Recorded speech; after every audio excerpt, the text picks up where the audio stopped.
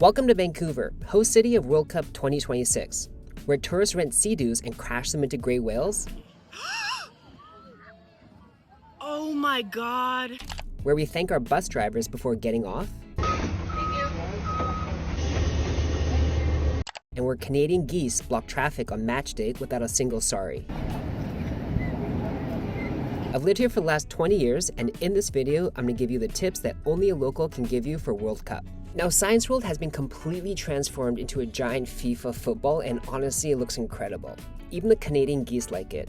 This is ground zero for everything World Cup, and it's right outside Main Street Science World SkyTrain Station, which is a quick 10-minute walk to BC Place Stadium.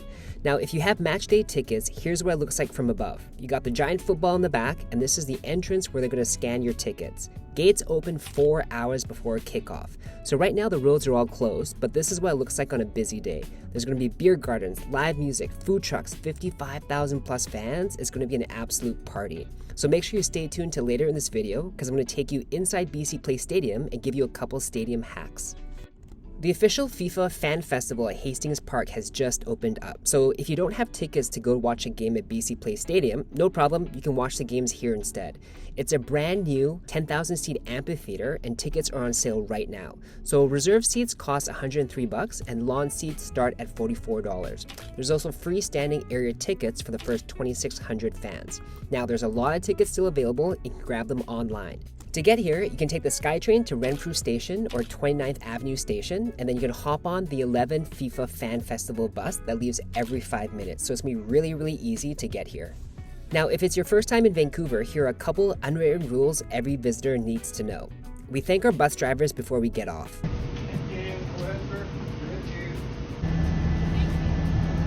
Also, if you're renting a Lime scooter, we have dedicated bike lanes that are often shared with pedestrians. So what you have to do is you have to look for this sign and you'll know which side to be on.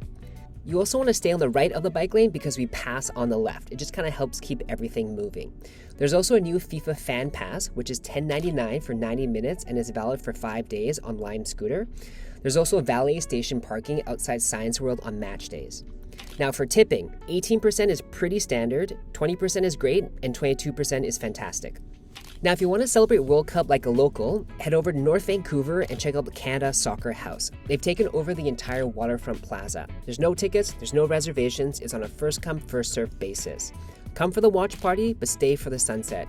Here's a photo I took at one of the best photo spots with unobstructed views of the Vancouver skyline. Next, Granville Island. Take the Falls Creek Ferry here from downtown. Costs about $5 and takes about 5 minutes. You can catch the Granville Island watch party on a 24-foot outdoor screen. There's going to be free seating for the first 1,000 people, and this is family friendly. So if you're in town with kids, this is where you want to go to catch a game. Now, if you want a pub, head over to Dublin Calling Irish Pub on Granville Street. This is basically the headquarters of our local football fan club. So before matches, Whitecap fans gather here, pre-drink, then march towards BC Place Stadium with flags, signs, and chants. I actually posted a 20-minute walking tour video of the last football game we had in the city, and I also take you inside BC Place Stadium.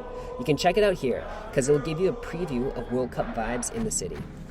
Now, if you're looking for things to do in between games while you're in the city, Stanley Park Seawall is at the top of my list. It's about 1.5 hours on a bike and it costs about $40, or it's 2.5 hours on foot. Make sure you go for a sunset, and always try and go on a Tuesday because they have drum circles at Third Beach, which is a vibe. Next, head up to Capilano Suspension Bridge. They've decked it out for World Cup. It's 230 feet above a roaring river. Football-themed photo booths, guided nature walks, and beautiful forest trails to explore. They have free shuttles from downtown Vancouver, so it takes about 20 minutes to get there. Tickets run around $75. Now, Lynn Canyon is the free local version of this. There's less tourists and there's no entry fees. Grouse Mountain is really fun too. Take the gondola up and see the local grizzly bears and the famous lumberjack show.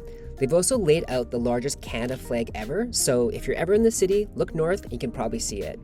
Tickets run around $80. Also, if you're ever in Vancouver in the winter, here's what it looks like when you snowboard.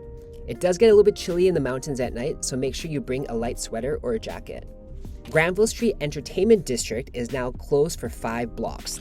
The official FIFA store is here. They got bars, patios, food, live music, and photo booths right in the heart of downtown. So come here at night for fun vibes. The International Jazz Festival is in town as well during World Cup.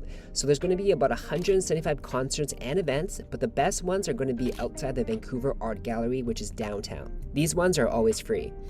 Also, take a quick 2-minute walk to the other side of the art gallery and check out Soccerscape. This is the public art installation celebrating every FIFA World Cup nation playing in Vancouver. You can also rent a sauna boat and drive around Falls Creek for an afternoon. It accommodates 12 people and costs about $1,200 for 2 hours. So that works out to be about $50 per person per hour. I saw a drive-by the other day when I was at Granville Island eating lunch, and it looks pretty cool. You can enjoy a hot cedar sauna followed by a cold plunge in the ocean. This is really good if you're coming with a big group of friends, teammates, or family.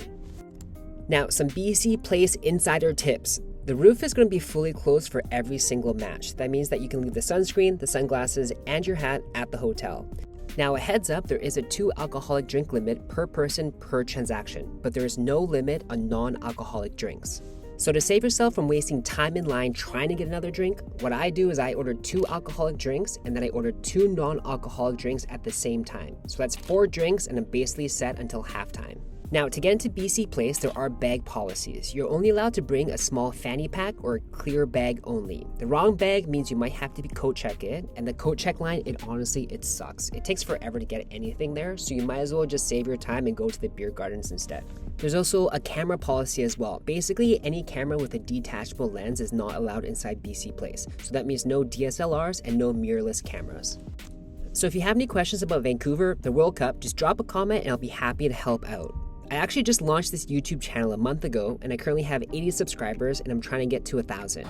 I post walking tour videos of Vancouver and I'll be sharing more videos of the World Cup, so subscribe if you want to see that.